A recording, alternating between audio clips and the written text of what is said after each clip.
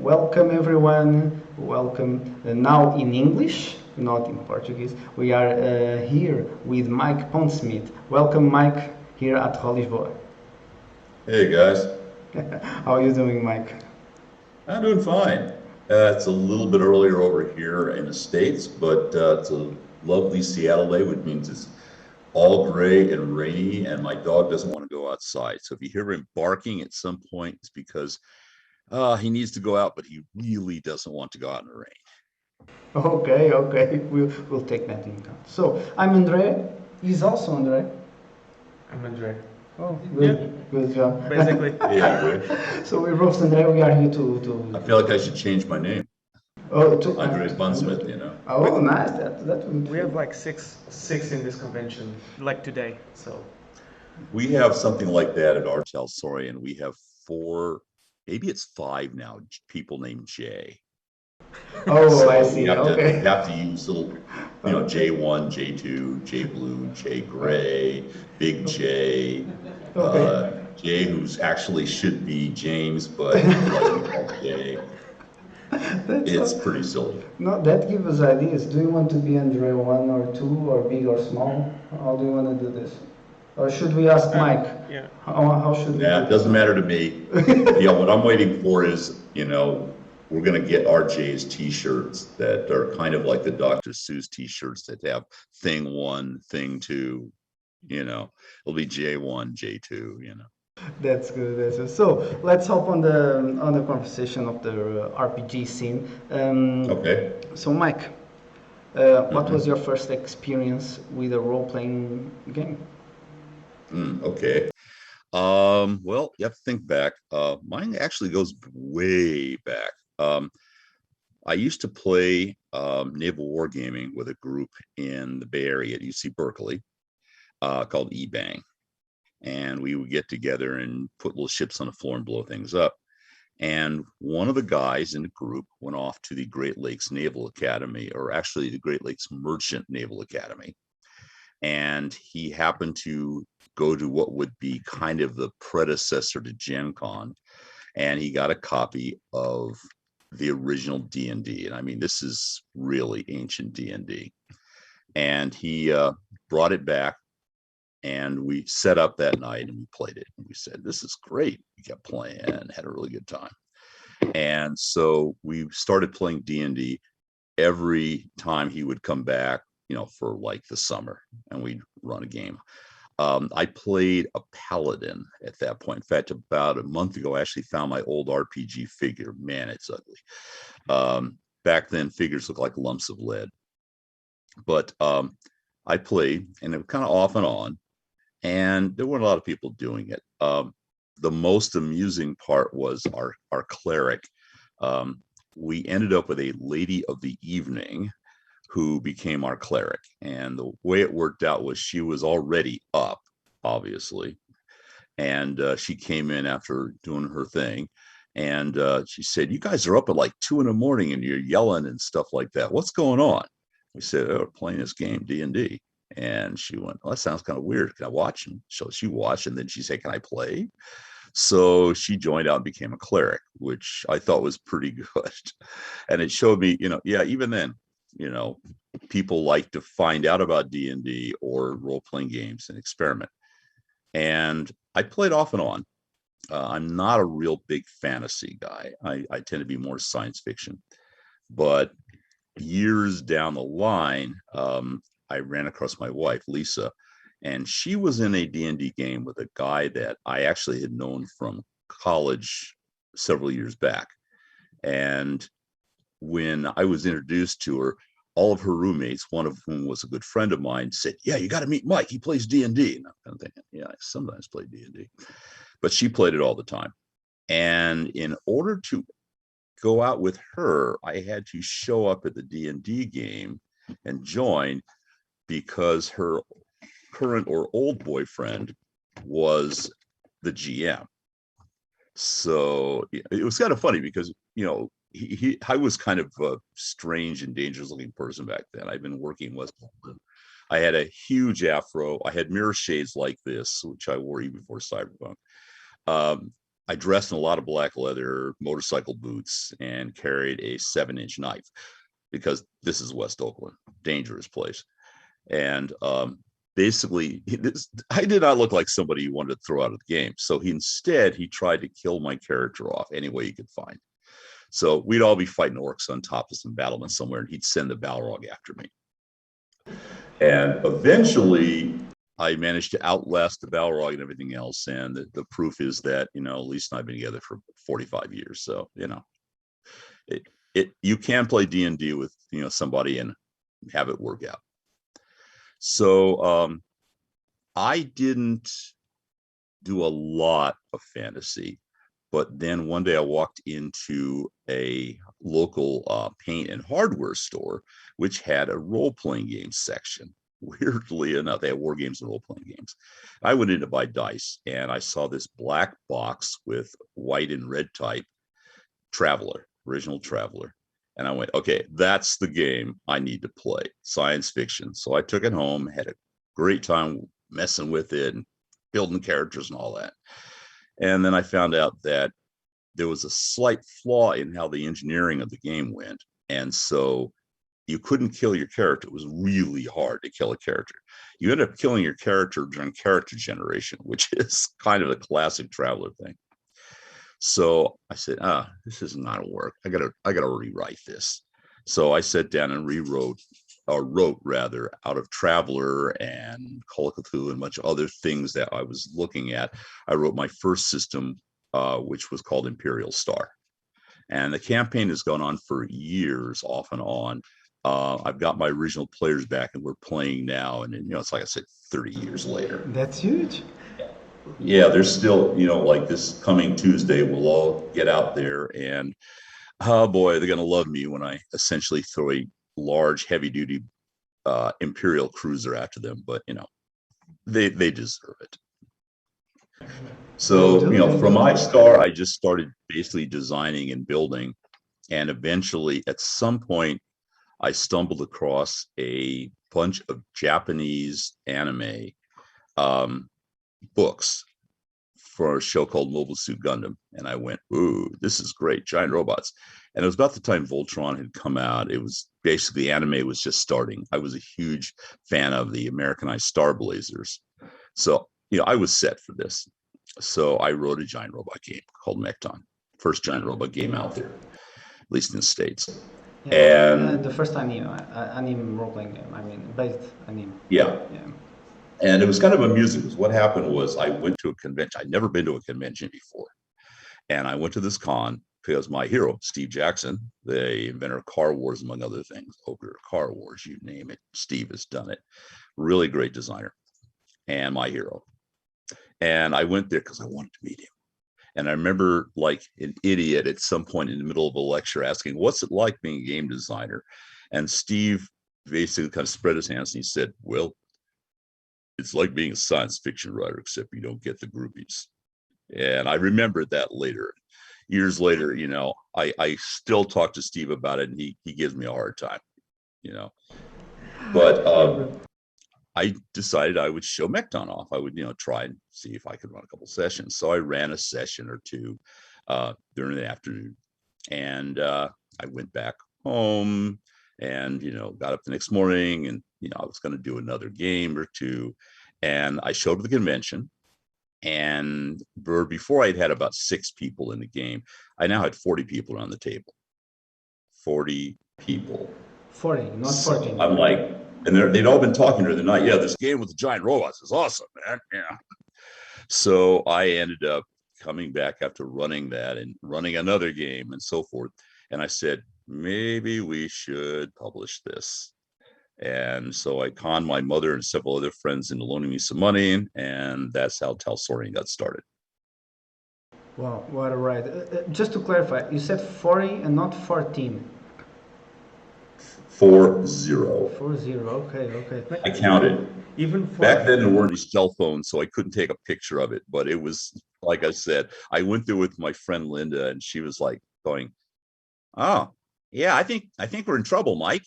I'm like, "Yeah." Like And even 14, it's still a lot of people. it was 40 people. Yeah. Like I said, I counted, Linda counted, and, the two of us kind of looked at each other like, what the heck? But, at that point, as she said, yeah, we probably could make money doing this. And I said, yeah. So she and I went back and kicked around, told Lisa, and talked family members into contributing. And that's how we started the game company. And Linda's in my iStar game now and likes to remind me of that whenever possible. Did you ever think we'd end up doing this? No, Linda, I really didn't. So that's how our Talsorian game started. Now, Mhm. what really means Art Talsorian? Where that name came from? Is there a story behind that? Is there? Not a lot. Okay. In the way that FAST is Fredonia Aerospace Administration and TSR is Tactical Studies Research, there are a lot of game companies with weird names. ICE, for example, ICE is Iron Crown Enterprises. Okay. So at some point, we were starting to get ourselves together, and I wanted to name the company Bonzo Fury Games. And the symbol is going to be one of those chimpanzees panging the cymbals. This did not go over with anybody else in the company. They kind of thought that was stupid. So we were at a convention. We hadn't figured out a name yet.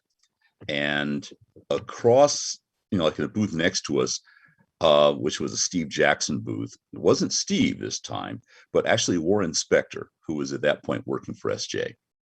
And Warren said, yeah, whatever you do, Mike, don't name the company after yourself. And I went, okay. Mike Pondsmith Games is going to sound stupid anyway. So what do you think of Bonzo Fury? He said, yeah, it sucks too. So what I ended up doing was I named it after one of our investors. And the great part was that the investor was like at that point a 40 or 50-ish raisin farmer. Okay. He had a lot of money. And his son was a friend of mine in college. And so he said, yeah, I'll talk to my dad about it. And he convinced his dad to put money in because if we went in as a subchapter S corporation, if we lost money, he could take it off his rather prodigious taxes. So we were supposed to lose him money. We didn't lose him money. We got him money. We made money that first year or so, which didn't make him happy, but by that time he was stuck in. So we named the company roughly after him, thinking two things. One, he's never going to go to a convention. The guy's a middle-aged raisin farmer, So we figured we were safe. Two, we figured we called ourselves RTG, and we still do, and we thought nobody's going to be able to even pronounce Talsorian. It's a long Armenian type name. So we figured, yeah, no one's ever going to use this anyway. We're good to go. And what we found out is people really liked the name. So suddenly we were stuck. And we still, to this day, we call it RTG back in the office, or occasionally Talsorian, but it's usually RTG. And we just expected everybody to do RTG, and the name stuck, and we still don't really know why. But, the fans decide what they want us to be, and we do our best. So that's the name. That's the name. So forever, and it's called RTG. Okay. It's RTG, guys. RTG, guys. Yeah. How was the process of building this in the 80s, I believe, right?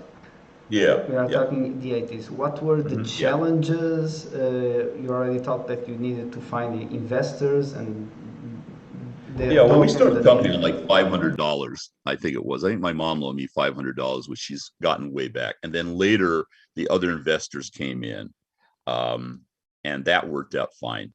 But in fact, one of the investors has made, a ridiculous amount, not hundreds of thousands, but tens of thousands of dollars.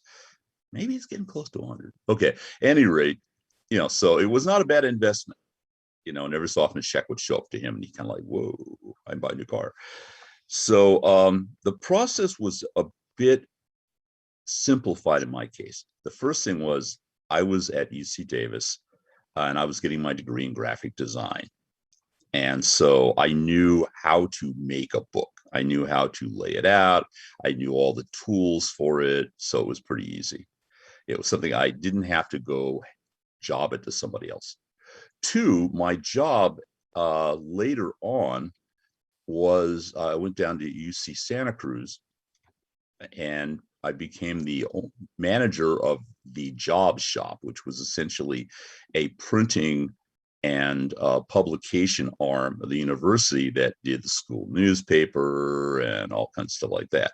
So all of a sudden I had typesetting, all the typesetting I'd ever need. And I had copy cameras. I had every tool I would need to print a book. So, I was able to literally sit down and between my knowledge and these tools, I could make a professional looking book. And people could look at it and go, yeah, this is for real. This isn't, a guy typed on a Mimeo machine and chunked it out. The only problem was that I didn't know how to make a box. And this is before RPGs had graduated to book form. So I went back into my knowledge of graphic design and I made a folding box like you use for card games, for example. I made a big folding box. And I didn't know the best way to do a proof box, but I knew a basic way so we could put it together and all that. And it was 4-color and looked really nice. And it was flimsy as all get out. And so on top of everything else, to make sure it didn't crush, we had a big piece of foam next to the books and the dice and everything else like that, so the box wouldn't crush. Okay. And eventually I fell in with Ray Greer and the guys over at Hero who do Champions. And Ray said, dude, you don't need a box. We've been doing Champions now for like 5 years. We don't need a box. You don't. You can get a book. You just, you have to pitch it to distribution, but it'll be okay. So basically, we're sort of set up for that. And then about midway through my time in Santa Cruz, desktop publishing hit. And that was a real game changer. I had by that point left and was doing Talsorian mostly full time, but I needed a fill-in job. So I worked at a desktop publishing company, and I didn't know desktop publishing was around. My mother, who turned out to be a real Macintosh fanatic, here's my, at that point, 50-odd-year-old mother going, yeah, I get together with a bunch of little old ladies and we do all this stuff on our Macs. I'm like, my mom's going on the internet, she's in chat groups, and I'm feeling like, how they usually joke about your parents don't understand. I got my mother telling me how to actually get into the internet, well, yeah, what you have to do is you have to do, and I'm thinking, yeah, I'm blowing this. But desktop publishing allowed us to do a lot of things that upped our ante so that we could once again do really professional looking stuff. And once we had that down and had done the investment in desktop publishing, that allowed us to actually get the company moving in a rapid direction. We didn't have to go back and use my CompuGraphic machine from the school. And we were on the cutting edge all the time, because it was all new technology. And my most amusing one in that is our art director at that time, a guy named Matt.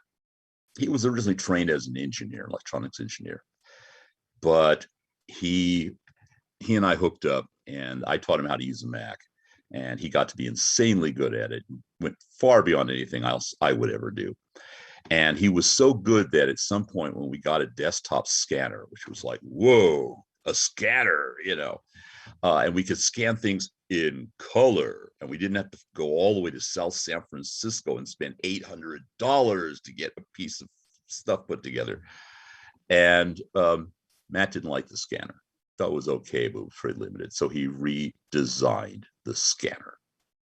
He went through and he redesigned, rewrote the software, did something internal to it, and we could suddenly do stuff at the level of a professional printing company. And the scanner people, when he went over to talk to him about something like, you guys should fix this, they hired him to redesign their scanner. So, so we were really on that cutting edge. And so by the mid 80s, we were able to do color, all the typesetting, layout, everything we needed to do to pretty much keep up with all the other larger companies, but we still were, massively underfunded. But, we did pretty well. Yeah, and tell me, maybe I'm wrong, but I believe that it was either Macton 1 or 2 that was the first game published by with Desktop Publishing, I believe. Or I I might think be. so. It would have been it had to be Mecton 2 because Mecton 1 was done on my CompuGraphic machine, or rather the university's CompuGraphic machine. Yeah, so and that the Desktop Publishing then changed the way Talsorian RPG Oh yeah. made things up. Okay, okay. Oh yeah. Yeah, it really accelerated what we could do because now, we could go from literally writing to layout fairly seamlessly. And for a while there, yeah, I was writing books straight into layout because it was just simply easier. I didn't have to do any conversions. I'd, say, okay, well, I'll leave a blank hole here. We'll scan a piece of art. We'll put it in. And it all, if I didn't have the training I'd had, then it would not have complemented what we had in terms of technology. But the combination and the fact that I had effectively run a print shop meant that I knew how to get it out the door, and it actually caused a problem because over the years, I had such a broad knowledge base that it was really hard to get people to fill in. And so I was working all the time because I usually wore, 5 or 6 different hats. And it took a while for us to get people like Matt and Derek and, the whole pally mob, as we call them. So it took a bit. Awesome. So, leaving Macton on the side and regarding other games, could you pinpoint a specific time in this journey where a game, and you could name it either one that Talsorian published that could that make RTG. I'm always saying Talsorian. Jump to the next level, or was it entirely on the desktop publishing method? Oh, we haven't stopped desktop publishing. We just have some phenomenally cool machines now. I go into an office where, I'm working on a machine with a monitor that is literally 4 feet across. And which when I'm playing Cyberpunk, the video game is like, ooh, Drive Through Night City, man. Oh, that's insane. But the technology is still there, and it's not worth trying to go back to older school because we can do it all in house.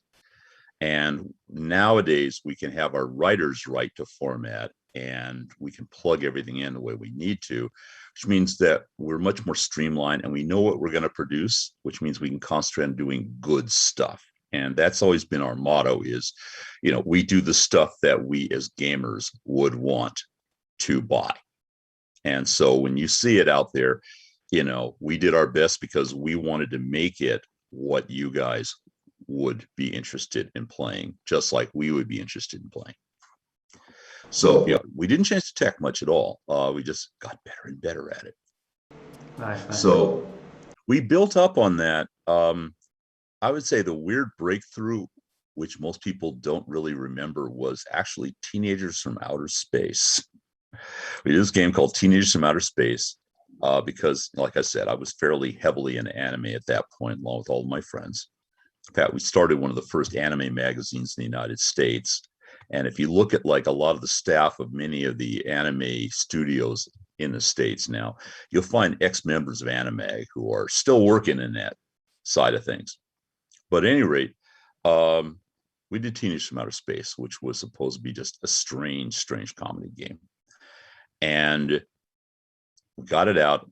And I remember the memorable thing was when we used all the color tricks we knew and all the cool things we had. And it actually went out through distribution and got some serious distribution. So, and we also, that was the one where we actually enclosed 2 tiny dice to play the game with.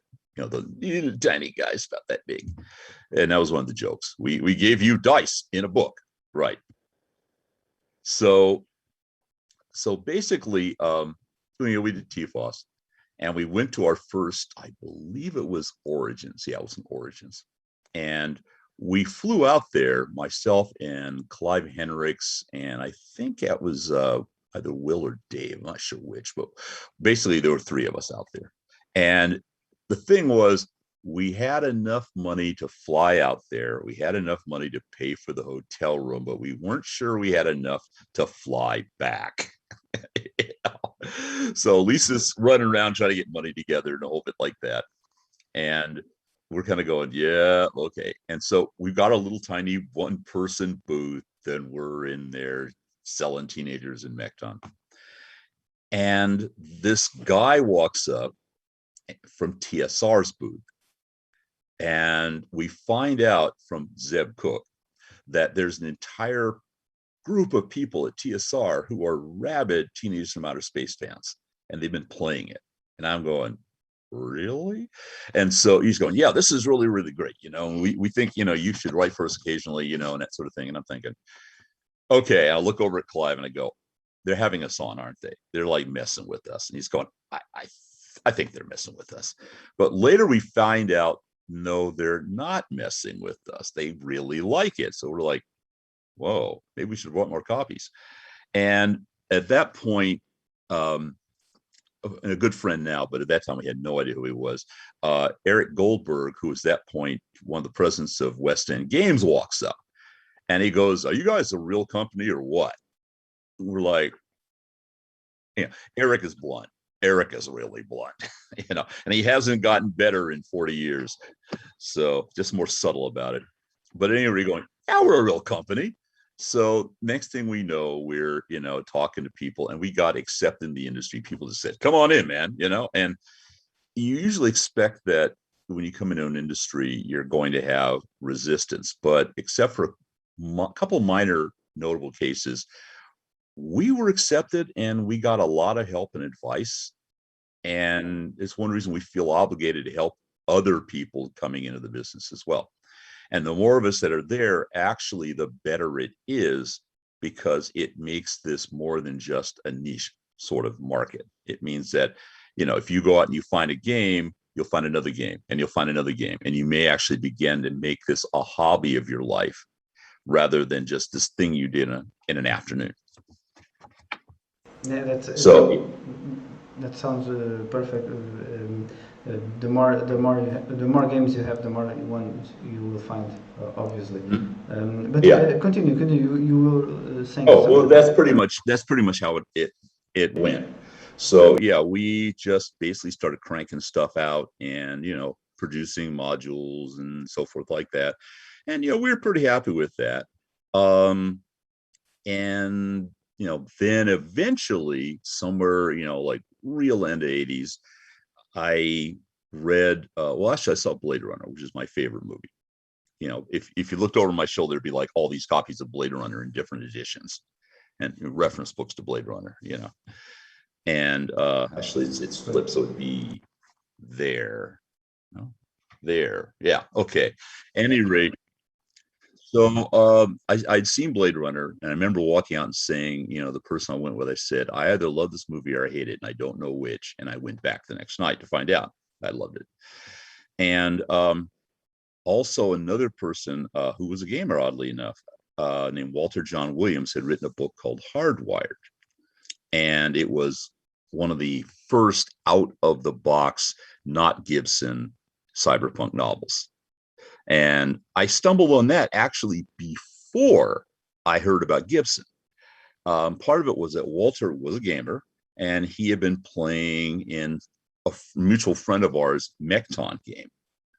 So, you know, basically when I was talking to Rob, he said, yeah, you should talk to, you know, Walter, because, you know, he's doing this. In fact, you should read his book. And I went, oh, okay. So I read the book and I was inspired. I said, I got to write this, you know, I can do a Blade Runner game. But then seeing Hardwired, I said, well, yeah, but I want some of the elements of this. So it ended up basically being what, you know, everybody now knows is Cyberpunk, in that case, 2013. And it was this real fusion. And then like about 8 or 9 months after I'd actually written and put the thing together, finally I heard about William Gibson's stuff, and I said, okay, I got to get this, you know. And I got the book and I got home, and I remember I was reading and I was like, oh my God, this is incredible. And I'm sitting here in bed, and my poor wife is, trying to sleep, and I've got, oh my God, oh, this is great, And I finally looked over at her. I said, this guy is so good, he makes my teeth hurt. Because I'm gritting them every minute. I'm going, like, yeah, this is great. So yeah, basically the weird part was I tried to later get a few more homages into Gibson, but the fundamental thing, weirdly enough, was Walter, who has then written stuff for Cyberpunk as well. So we did this, and suddenly it was like being on the crest of a wave that every surfer in the world wants to ride. But you've got the ride. You're in the curl, and it's beginning to hit. So yeah, it was basically where things really got serious, and where I said, no more side jobs. I'm just doing this. And so here we are years later. So, since you already started to talk about Cyberpunk, could you pinpoint a reason for it having so much traction between everyone and being, to be honest, I think in my view, and I would say in a lot of people in the RPG community, being a landmark in terms of futuristic play? Oh my God, I've created a landmark. Actually, at the time I was writing it, I remember saying to Lisa, as I'm writing this, I'm writing the weapons section and the cyber sections, and I'm going, this is going to sell so many copies. And the reason was, and she said, so why? And I said, I have put together an absolute gamer fantasy. We didn't have the term then of murder hobos, but I said, I would have said, I had built a murder hobo world where if you went and you walked into a bar and shot everybody, no one cared because they were shooting at you.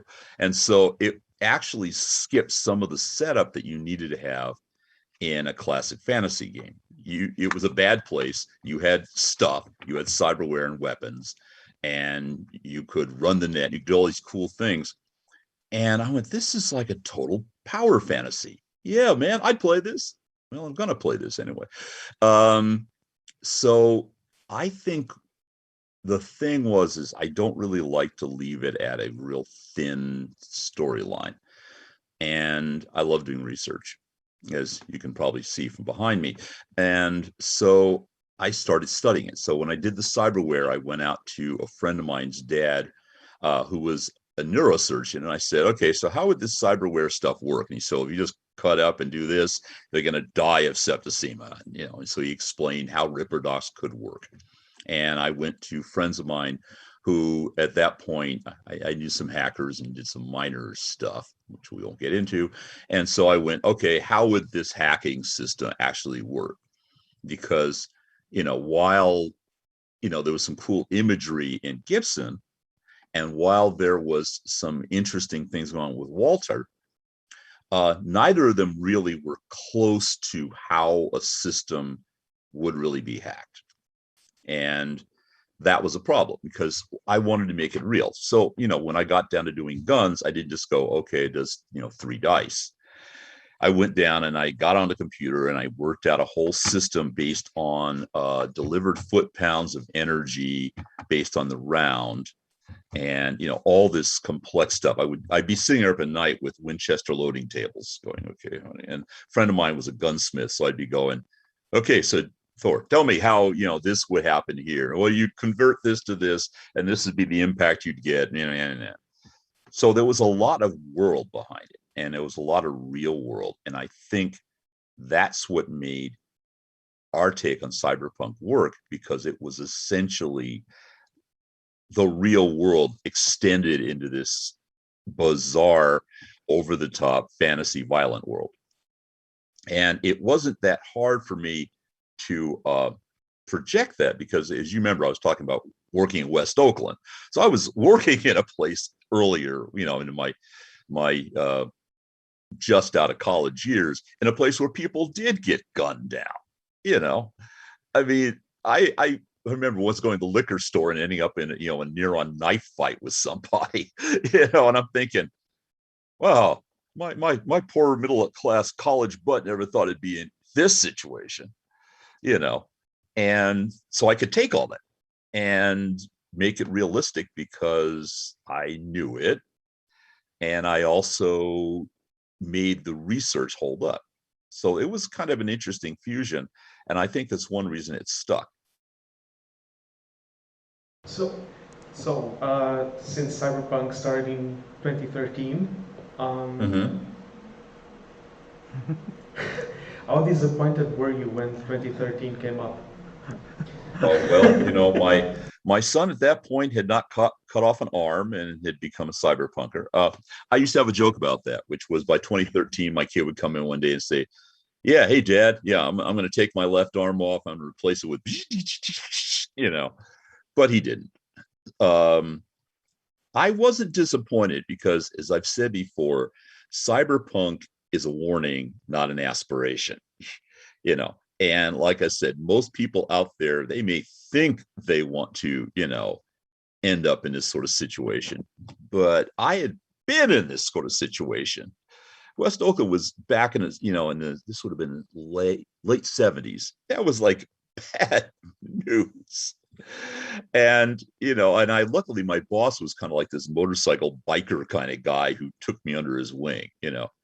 But what I realized was, you don't want to really live in that world. It would be tough for most people. You have to be the right kind of person to do it. And the game allows you to be the right kind of person for that environment. So, it worked out that the combination of life experience, fascination with getting information and, research, and a lot of input from, really knowledgeable friends helped out towards it. And since we are talking about, of course, cyberpunk, and big one of the big things in cyberpunk is the cyberware. Besides Kyoshi's, Yeah. besides That's Kyoshi's, Hiroshi, by the way, not yes, Kyoshi. sorry. Hiroshi. What cyberware would you use in this dystopic world? Oh boy. Well, to be honest, it might be really useful to have rippers. There are moments when, that would be incredibly useful. Cyber optics and things that enhanced my sensory, better hearing. I mean, I wouldn't have to carry a cell phone around if, I had it in here. So I would probably not be a really heavily cybered up guy. But I would go, my eyes right now, I'm light sensitive, and this is too many years of looking at screens. It would be nice to, go and be able to focus in. It would be great. My hearing is still very good, but it would be great to be able to hear a mile away. So that's, I'm not really the sort of guy who needs it. So therefore I probably wouldn't have it. And to be honest, if you're going to be carrying hardware, you kind of want to have choices. I don't want someone to know that I'm carrying a 9mm somewhere. I would prefer that they find out when they try to rob me, that sort of thing. So yeah, I'm not sure I'd have a lot of cyberware. Yeah. So Cyberpunk Red, with its release, it coincided in terms of pop culture mindset with Cyberpunk 2077. Was it on purpose, that release? Actually, it's a weird story, so I have to start at the beginning. We got a nice bunch of people who wanted to do Cyberpunk 2020 in Polish. And Lisa came to me and said, "We have these guys who want to do Cyberpunk in Polish." And I said, "Well, that'll be 5 copies. You got to remember, Poland was at that point behind the Iron Curtain. And we're doing a game where people grab weapons and confront the corporation's government. So we figured if they do it, we'll be probably hearing about them in Polish jail at some point, But then shortly after, Solidarity came in and they suddenly were free. Okay, so jump forward. Several years later, quite a few years later, early 2000s, Lisa comes back to me again. She says, you remember those 5 copies of Cyberpunk? And I'm going, yeah. And she says, well, they got sold to these guys who run a video game company. And they're really interested in doing a Cyberpunk video game. Now, you got to understand, Cyberpunk has been optioned for video games for practically forever. And each time they couldn't pull things together enough to do the vision for it. So you kind of go, thank you for the money, and then they wouldn't get it together, or it wouldn't start, or the hardware couldn't handle it, or whatever. So I had been, at that point, the industry had kind of crashed for about a 5 to 6 year period. And basically the card game thing just wrecked the tabletop industry. So I had gotten a job at Microsoft then, where I was working in video games. And which is odd, because actually when I'd started developing stuff, I had been working in a video game company way back there. This weird company called California Pacific in Davis. Our claim to fame for California Pacific was that Richard Gary at Lord British did titles for us. So it's really weird. Richard and I occasionally run across each other at conventions, like, hey, Mike, hey, Richard, and it's like, we start thinking, how many years have passed since, we were both like 17, 18 and, doing this. So I'm at Microsoft, and one of my jobs was to go out to studios and vet their process. So I'm flying all over hell and gone anyway. I went over to Europe so many times that my team and I, the guys I work with, we all got to start calling it getting on the bus. You'd get up, you'd drive out to the airport or get dropped off. You go get a bagel with cream cheese and lox and a big cup of Starbucks, and you go down the plane, you get in the plane, and usually it's Lufthansa, and you go to sleep, and you wake up 8 hours later and you're over Europe. Works for me. This is before, September 11th and all the other stuff that went down that made travel much harder.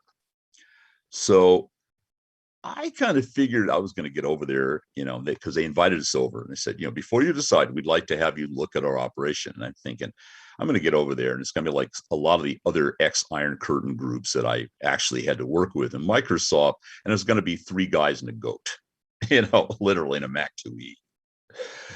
And I get over there, and they're really tight.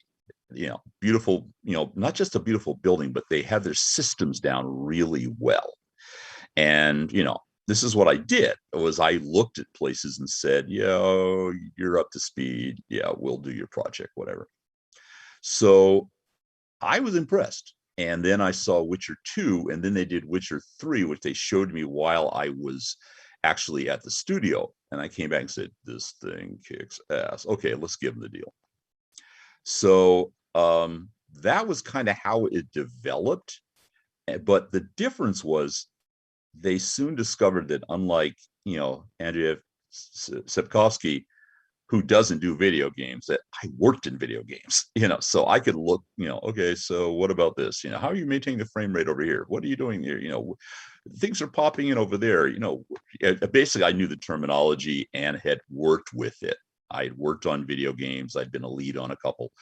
So that meant they could actually involve me in the process, and they were fans anyway.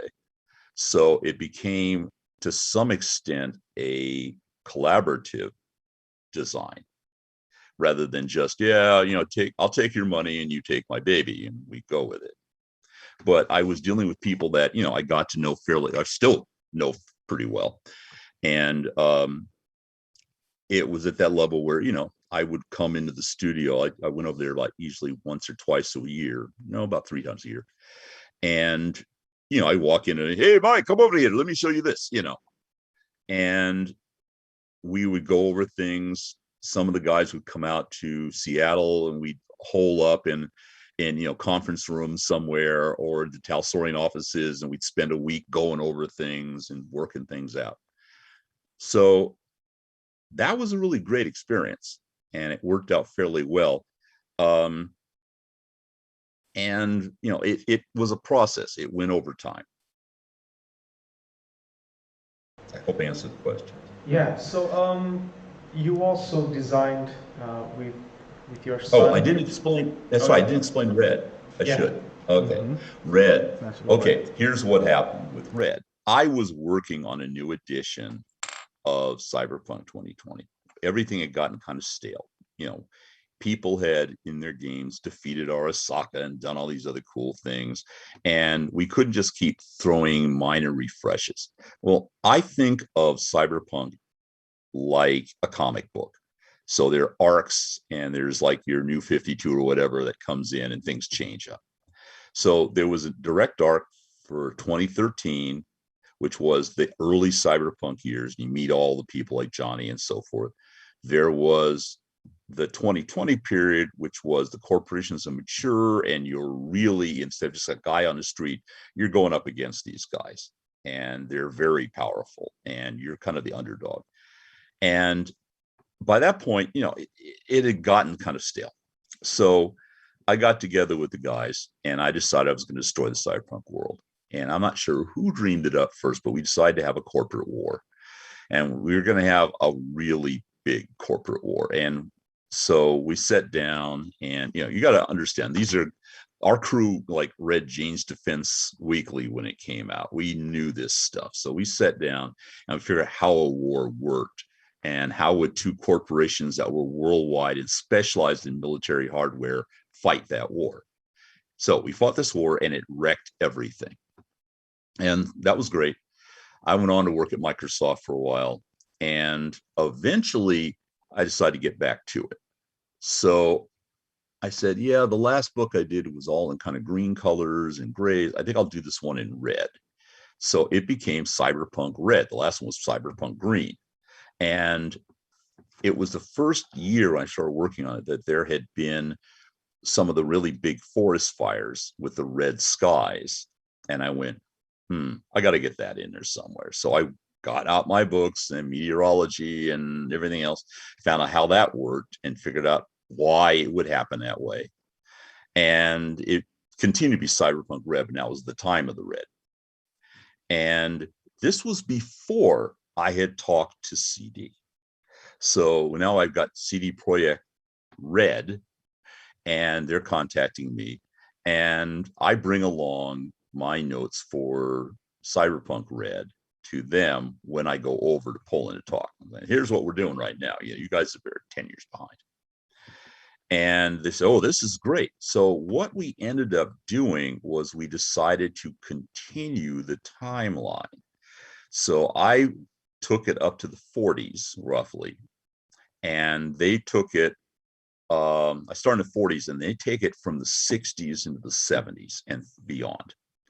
And we actually have, you know, both on their staff and mine, people who are, their job is coordinate all this, make sure, okay, we killed this character off here, you know, we can't resurrect them, so you guys can't use that in 77. Yeah, well, we got a guy in 77 that, you know, we want to have invented this thing, so can you do that? Yeah, we'll sneak it in a red here.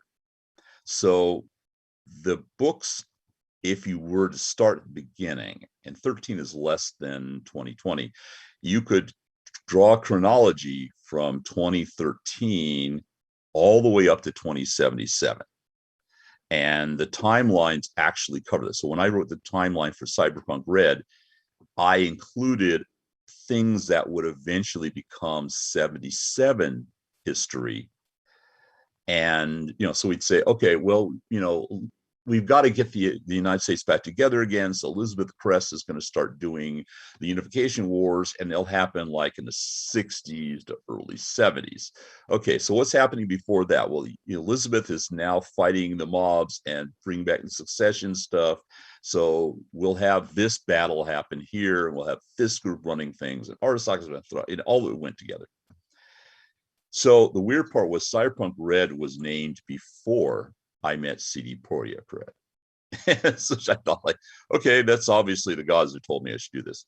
And the general arcs were already in place, and it worked out well because, you know, 2040 is a little too close for some of the stuff they wanted to do. They wanted to basically have everything reconstructed and was even more bizarre. So I would say the difference is that 2020 is Reno, Nevada, gambling, lights, all that. And then 2040s, time of the red, is like things went to hell in a handbasket.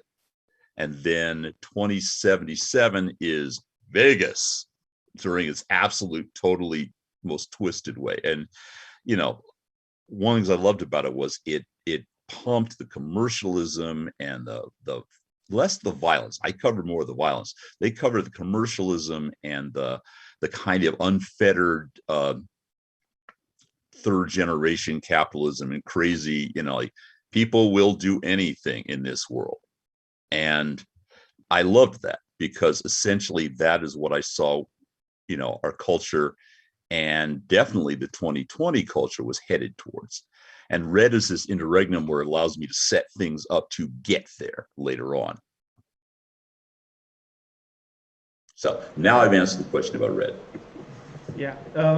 So of course you already talked about CD Projekt Red, and of course known now for the Witcher series, and also Cyberpunk 2077. You and your son designed the Witcher RPG. Let me correct you. Oh. I had nothing to do with that. Oh. Absolutely. Yeah. Okay. This is a fun story. Lisa's business manager, Lisa Pondsmith, and she's business manager. And the CD Projekt guys come to us and they go, we really want to do a really nice version of a Witcher RPG, a tabletop RPG. So do you have any idea of anyone who could do that? And at somewhere in the conversation, my 18-year-old son said, yeah, I'll do it. I want to do it. And I went, you know, if you sign up on this, you got to pitch it, you got to run it, you got to make it work. And I'm not having anything to do with this. You do this on your own. You know, so yeah, let me correct that. I had nothing to do with that.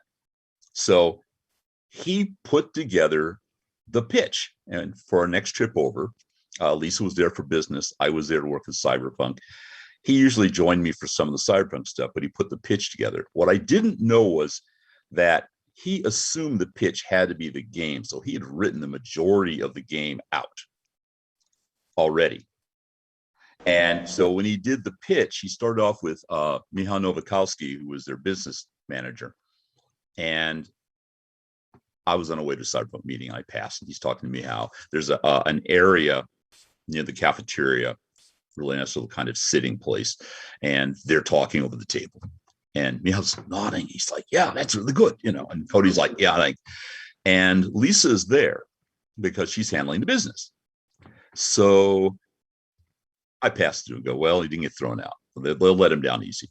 And then I come through an hour later and he's talking to Adam Badowski, who is basically the studio guru, the guy who runs the studio manager. And Adam's going, I like that. You've solved this problem we couldn't solve before, you know, and I'm going, okay. So I walk through and I walk out again. And then about an hour later, next meeting, I come through on my way. I'm going to get a Coke or something. He's talking to Marcin Erwinski, who's the president of CDPR at that point.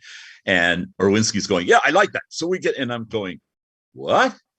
You know, so he basically negotiated, Lisa was there to negotiate the paperwork because it was a company thing, but he basically pitched and won the contract at 18. And I kind of went, okay, you're still on the hook. You have to do it yourself, you know. And he said, well, it's easier now because I wrote the whole thing I was supposed to. And he drafted his mother, who was a huge Witcher fan too. And the two of them are Witcher fanatics.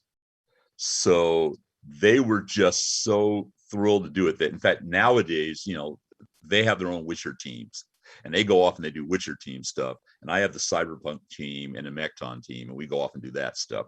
And I'll at morning meeting go, so what are you guys doing? And they'll go, okay, we did Lords and Lands. Now we're doing this. And to the point where CD actually adopted a couple of the character creations and storylines that he came up with later.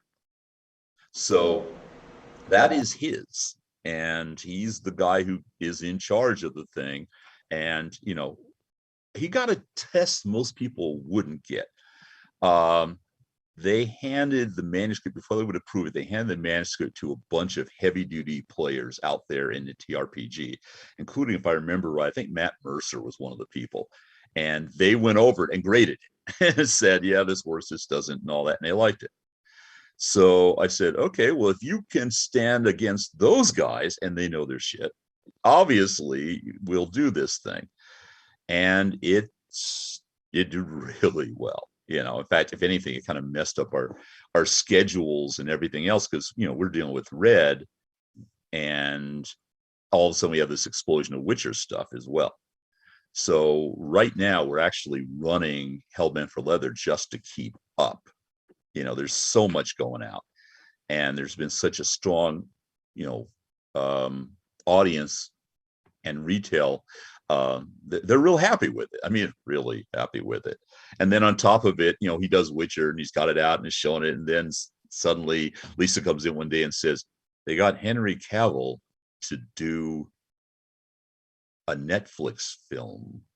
No, it's a TV show of Witcher. And we're kind of going, oh, okay, this is going to be a disaster, right? You know, until we found out Henry Cavill was as fanatical about Witcher as they were. Yeah, like so, Henry Cavill, he already said that he almost missed the call from Zack Snyder. For Superman because he was raiding in WoW. I mean, you listen to him talk in interviews, and it's like, yeah, this. I look over and I go, yeah, you know, we should get Henry out here. He's joined the rest of the team. You know, you guys can just have a great time together hanging out. So all of a sudden, between that and, you know, suddenly we have a TV show, and I'm like, dude, I look over my son, dude, you like so lucked out. I know you have the skill, but you just lucked out. That's like, I think I'll do a space game about a thing like Star Wars. Next thing you know, look, Star Wars, you know. So that is Witcher, and that's his baby. And then I am the cyberpunk. People who run lines in Talsorian are called line gods. And that's because we're the gods of the worlds that we're creating or working on. And so I'm line god on Cyberpunk and a couple others. He's working on a new top secret project that he's been working on since I think he was 12, which is brilliant. And I think he's sucking his mother into it as well. He's already sucked his sister, who's an artist, into it, and she's busy doing preliminary sketches. And I'm just sitting back. I'm going, yeah, you know, this place is in good hands. You know, I can go back, I can do layout, I can do writing, I can do whatever else I want, keep doing Cyberpunk stuff, because I know over there it's this guy who's got the skill set to carry it on if I want to take a break, which actually I don't. They'd probably like to pull my computer out of my hands when I'm dead. That's what happens when they are well educated and grow up, right? So yeah, you've made a good job, Mike. So we are on the last minute, okay? And does anyone on the more audience? than years, right? Yeah, let's throw some maybe one or two questions. Anyone has a question for Mike from the audience? Obviously. Do you want to join here so Mike can see you? So just grab this and. Go ahead. Hello, Mike. Hey. I am not André. I am Gonçalo. Okay, Gonçalo. So, yeah. I've got I guess one is something I wanted to ask, something that would maybe help me and my players whenever I DM for Cyberpunk, something they've asked me that I couldn't exactly tell them the best way to do it. I've got and that is, they don't really, I don't know what's the best way, but they don't really know how to act like someone who has suffered from cyberpsychosis when their humanity, when their empathy reaches low enough. How do you recommend, or how do you see players or people acting when they suffer from cyberpsychosis? Well, the trick to cyberpsychosis, it's a game mechanic, but it's also, I have a degree in psych, so I spent a lot of time kind of figuring out how it should work. And basically, I usually will take a character away from somebody at a certain level of cyberpsychosis, and I'm just going, you're acting like this. But psychosis can be subtle as well. You don't necessarily have to be raving mad and, you know, throwing people through windows or screaming bloody murder. I played a character who was a cyber psycho, and he believed he was a marionette from the TV show Thunderbirds, and he was cyber psychotic. You know, he believed, like, you know, that because he was wood, if he drove a knife into his leg, it didn't hurt, and he would ignore the blood welling up and, you know, keep walking. Guy was crazy, okay? But as long as everything stayed in the frame of that psychosis and how he saw himself in the world, everything was great. On the other hand, I had another character played as a corporate who was just friendly and absolutely amoral. He would do anything, but he would do really, really horrible things. I remember at some point he managed to throw, in a bar fight in a really fancy restaurant, he managed to throw somebody over a balcony and they broke their back. And so then he went to the hospital and he basically made friends with this guy and just basically gaslit him so well that by the end of it, the guy was his buddy. And then he kind of walked out and said, I own him now.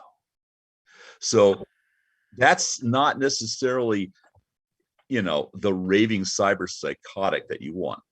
A good model I've seen, if you want to just get the raving one, is there's a Japanese anime many years back called Bubblegum Crisis. And there's a group called boomers who are basically full body bored types who go crazy, and they're the manic group. So what I do when I have somebody who's on that edge is I'll start playing with cyberpsychosis by handing them a note and saying, when I hand you a red note, you will do this thing because something is telling you to do that. So they're walking along and I say, yeah, you look down at the cat that's rubbing up against your leg and you lean over and you break its neck. And I just hand them the note and they're going, what? And I go, you're crazy. I mean, not crazy, but you're basically no longer, you're psychotic. So you're going over and doing things and you don't even know half the time why you're doing it because you're not running your own stuff. So, it's a difficult thing because, I had to define cyberpsychosis fairly tightly, and I did a much deeper job of it in Red. I went back to my books and, asked my, various people who still worked in the field because I wanted to have the mechanic, but I wanted to have the mechanic have a fundamental reason to operate rather than just, I take your character away and I do weird things with it. So what I would suggest is try the note thing. If they're not, look at how far off they are. Take that and it'll help you build up to when you eventually take the character over and it's now running through the streets randomly shooting things. Okay. Well, Mike. Oh. We're still okay. Yes. Let's have another one. Yeah. Unfortunately, we have to end it right we here. We are being kicked out. That's the truth. We are. The lights are closing. Out, right? Yeah, but Mike, thank you very much. Wait, just a second. So what we can arrange is we can get because we had more people with questions, but we really need to leave because the technical team wants to go, and it's understandable, of course. We'll get the questions and. Can we email it for you? Email it? Yeah. Send me an email. We take the answers back to them. Okay. Yeah, send it via, you're in touch with Jay. Yeah. J3. Three, okay, J3. J3. Okay. Yeah, he was the third J in the group. Okay. So Jay Gray basically handles all that because I get busy and I just forget. Yeah. And I was like, 500 things you have to do. Yep, there's the list. Jay says, you have an interview. Okay, I go. Well, I have found myself on a plane going places around the planet because Jay said, you're supposed to be there next Tuesday. And I'm going, really? No, he's like, yeah, I signed you up for it already. I'm like, okay. Good to have it. But I would not have the time to figure it all out. At any rate, it's great talking to you. Send me your questions via Jay. Yes, we will. And thanks for having me. I appreciate it. Oh, it was a great honor. Thank you so much, Mike. And hopefully we can continue this relationship between RTJ and Rolisboa. Okay, let's do that. Thank you. So okay. let's all applaud Mike and thank you so much.